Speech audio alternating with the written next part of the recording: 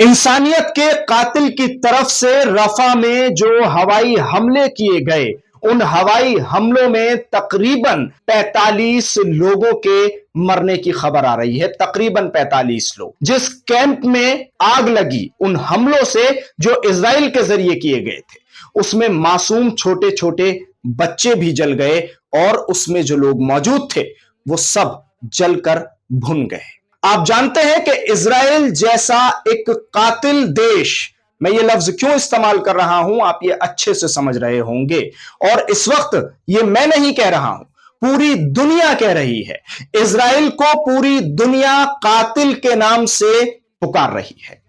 पूरी दुनिया के मुसलमान ही नहीं बल्कि अब पूरी दुनिया के इंसानियत परस्त लोग इजराइल को कातिल के नाम से पुकार रहे हैं। आप इजराइल को किस नाम से पुकारते हैं? जरा कमेंट के जरिए हमें जरूर बताइए। अब मैं आपको जो अहम खबर देने जा रहा हूं वो ये है कि आज जो ट्रेंड चल रहा है सोशल मीडिया पर, ऑल आइज ऑन रफा, इस ट्रेंड में जहां तमाम देश शामिल है उसी में हमारा मुल्क भारत भी शामिल है। भारत ने भी इस पूरे मामले पर मजबूत आवाज उठाई है। भारत में बहुत सारे ऐसे बॉलीवुड एक्टर और एक्ट्रेस हैं कि जिन्होंने अपने सोशल मीडिया प्लेटफॉर्म पर इस हैशटैग का इस्तेमाल किया है और रफा के लिए, फिलिस्तीन के लिए आवाज उठाई है और इजराइल के खिलाफ पोस्ट किए हैं। आलिया भट्ट, करीना कपूर, वरुण धवन, स्वरा भास्कर, इन जैसे न जाने कितने नाम हैं बॉलीवुड सितारों के जो इस मुहिम में बढ़ चढ़कर हिस्सा ले रहे हैं। अब आप सोच रहे होंगे कि इतनी मजबूत आवाजें फिलिस्तीन के हक में, रफा के हक में उठने लगी हैं, फिलिस्तीनियों के समर्थन में उठने लगी हैं, तो अब कुछ ना कुछ इजराइल के खिलाफ जरूर होगा। लेकिन मैं आपको बता दूं, इजराइल इस वक्त जिस तरह अपनी खाना जंगी में घिरा हुआ है, इजराइल इससे पहले कभी इतना घिरा हुआ नहीं था। जहां एक तरफ इजराइल के खिलाफ पूरी दुनिया मजबूती से आवाज उठा रही है, तो वहीं दूसरी ओर इजराइल में खुद खाना जंगी के हालात बन चुके हैं। रफा में जिस तरह इजराइल हमले कर रहा है उसको लेकर पूरी दुनिया में आवाज उठ रही है।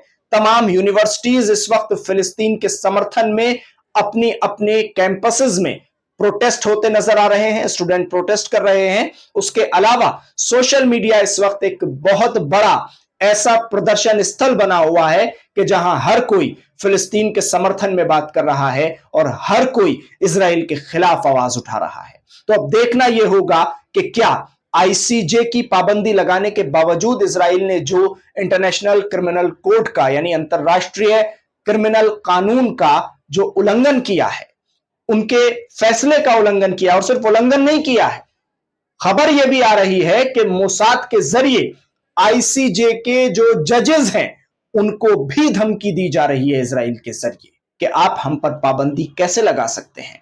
यानी इजराइल को खुलेआम इंसानियत का कत्ल करने की इजाजत मिलती रहे और कोई उस पर पाबंदी न लगाए, इजराइल यही चाहता है।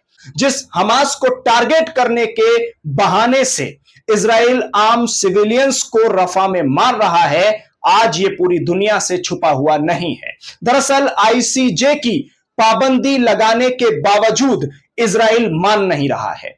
आप सोच रहे होंगे कि मैं बार बार ये बात क्यों कहता हूं कि इजराइल किसी भी कानून को नहीं मानता। वो ना यूएन के किसी कानून को मानता है और ना ही अंतरराष्ट्रीय क्रिमिनल कोर्ट को मानता है। इजराइल के सामने कोई कानून नहीं है। वो जुल्म की सबसे बड़ी एक मिसाल है जो दुनिया के सामने आज आ रही है। आप इस पर क्या कहते हैं? कमेंट के जरिए हमें अपनी राय जरूर दें। वीडियो को ज्यादा से ज्यादा शेयर करें और अभी तक अगर चैनल सब्सक्राइब नहीं किया है तो सब्सक्राइब जरूर करें।